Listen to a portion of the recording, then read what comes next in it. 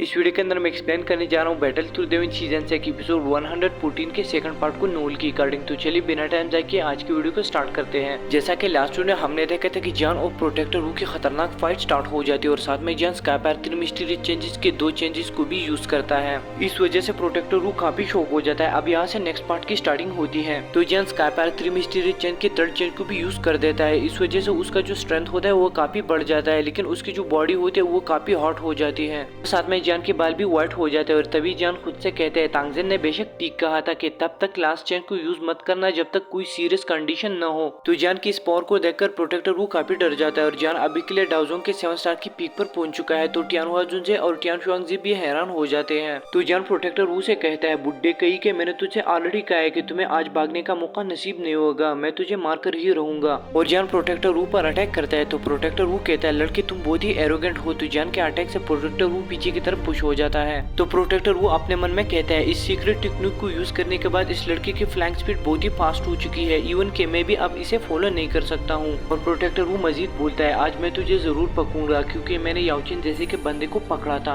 और प्रोटेक्टर वो कुछ हैंडसील बना लेता है और वहाँ पर बहुत ही संख्या में ब्लैक फॉग अपीयर हो जाती है और वो उसी के अंदर खड़ा हो जाता है। और तभी उस ब्लैक फॉग से इंसानों के रोने और चीखने की आवाजें सुनाई देती है क्योंकि प्रोटेक्टर वो बहुत ही सोलो को खा रहा था। और फिर इसके बाद प्रोटेक्टर वो अपने चैनल से एक बहुत ही बड़े लार्ज पाइथन को क्रिएट करता है जो बहुत ही खतरनाक दिखाई दे रहा था। प्रोटेक्टर उससे कहता है कि जाओ और वो पाइथन जॉन की तरफ बढ़ने लगता है। और अभी के लिए जॉन अपनी जगह से टच से मस नहीं हो रहा था और पाइथन को टुकुर टुकुर घूर रहा था। तो जॉन अपने हैवी रोल स्वॉर्ड को कस के पकड़ता है और उसे मूव करने लगता है और वो अपने फ्लेम स्प्लिटिंग सुनामी को चार्ज करता है और पाइथन की तरफ अटैक कर देता है। और जब जॉन का ये अटैक ब्लैक पाइथन से टकराता है तो वो थोड़ी ही देर में खत्म हो जाता है और इतने में John 6 John body flowing rule को भी यूज करता है। और जब ये दोनों अटैक टकराते हैं तो प्रोटेक्टर रू के पाइथन में छोटे छोटे क्रैक्स आने लगते हैं, मगर फिर भी ब्लैक पाइथन जॉन पर फॉग के शक्ल में काउंटर अटैक करता है। तो जॉन अपने सामने फ्लेम का सील बनाता है और वो उस ब्लैक फॉग अटैक को फेस करता है। और इसी दौरान जॉन अपना 3000 लाइटिंग मूवमेंट एक्टिवेट करता है और वो पाइथन के सर के पास जाता है और वो जल्दी से कुछ हैंड सील बनाने लगता है, जहाँ पर बहुत ही जल्दी जॉन ओपन माउंटेन सील को बनाता है और उसे पाइथन के सर पर अटैक करता है। इस वजह से पाइथन के सर में क्रैकिंग साउंड अपीयर हो जाती है। तो ओपन माउंटेन सील को यूज करने के बाद जॉन सी फ्लिपिंग सील को बनाता है और उसे पाइथन के सर पर हमला करता है। और फाइनली प्रोटेक्टर रू के पाइथन में बड़े बड़े क्रैक्स आ जाते हैं और वो वहीं पर ही टूट जाता है। और इस सीन को देखकर सारे के सारे लोग शॉक हो चुके थे और साथ में प्रोटेक्टर रू भी काफी शॉक हो चुका था और उसके सामने जॉन खड़ा था। मगर तभी जॉन अपनी जगह से डिसअपीयर हो जाता है और जॉन प्रोटेक्टर रू के करीब आकर उससे बोलता है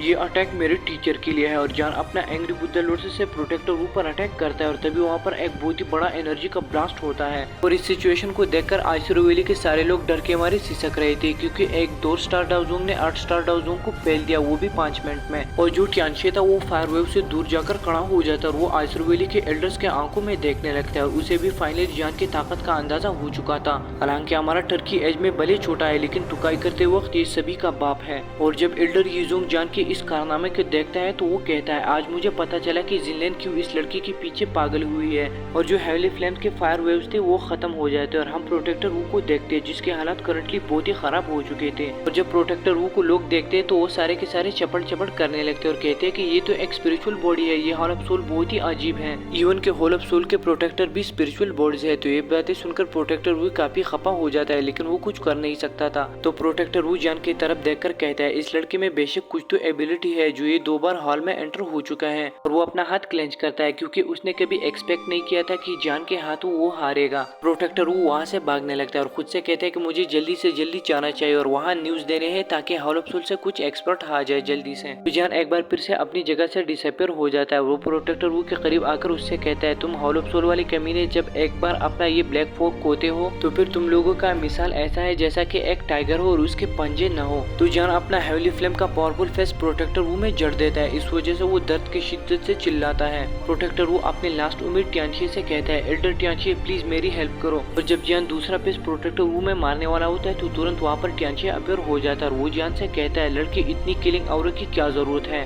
जॉन कोडली कहता है क्या तुम लोग और बर्दाश्त नहीं कर सकते हो क्या। तो प्रोटेक्टर रू टियानशे से कहता है एल्डर इस लड़की को पकड़ने में मेरी हेल्प करो, मेरा हॉल ऑफ सोल बेशक आप लोगों को गिफ्ट करेगा। और वैसे भी हॉल ऑफ सोल वालों को मैंने मिस कॉल दी है और वो बहुत जल्द ही यहाँ पर अपीयर हो जाएंगे और फिर ये लड़का भाग नहीं पाएगा। तो ये सुनकर टियानशे के दिल में लालच आ जाती है और वो प्रोटेक्टर रू से कहता है प्रोटेक्टर रू तुम चिंता मत करो, तुम इस लड़के को मेरी आइसरो वैली पर छोड़ दो। तो ये वर्ड सुनकर आइसरो वैली के 2 एल्डर बेंगुआ और बेंगजियान टियानशी से पूछते हैं कि एल्डर क्या ये हमारे लिए शर्म की बात नहीं है, क्योंकि हम 3 एल्डर एक यंगर जनरेशन को चेस करेंगे। और इससे पहले टियानशी ने इन दोनों से कहा था कि तुम लोग मेरे साथ टीम अप करोगे और इस लड़कों को पकड़ोगे। सुनकर टियानशी स्माइल करता है और वो कहता है कि अच्छा यंगर जनरेशन, हाँ इवन कि तुम दोनों अगर एक साथ उस पर अटैक करते तो वो इजीली तुम दोनों को कुचल डालता, और अभी तुम उसे छोटी नस्ल वाले कंसिडर कर रहे हो। तो वो दोनों कहते हैं हाँ बात तो सही है, और जैसे तैसे करके वो रेडी हो जाते हैं और वो दोनों टियानशी के साथ एक ट्रायंगुलर फॉर्मेशन को बनाने लगते हैं। तो ये देखकर सारा ये सिटी आइस रिवेली पर लानत भेजता है और कहते हैं कि इन तीनों की वजह से आइस रिवेली की रेपुटेशन का सत्यानाश। तो इसके बाद जान अपने दोनों हाथों को प्रेस करता है और सराउंडिंग का टेम्परेचर काफी बढ़ जाता है, क्योंकि जान यूज करता है फायरिंग फ्लेम एक्सपेलेट टेक्निक। ये टेक्निक जो है ये टियांग हुआ जुनजे का अल्टीमेट मूव है और जान उसे पहली बार अनलीश करता है इसके आखिरी लिमिट तक। जान अपना हाथ क्लेंच करता है और उसके हाथ पर एक डीप ब्लू फ्लेम सर्च होने लगती है और इसका नाम होता है सी डेमन फ्लेम।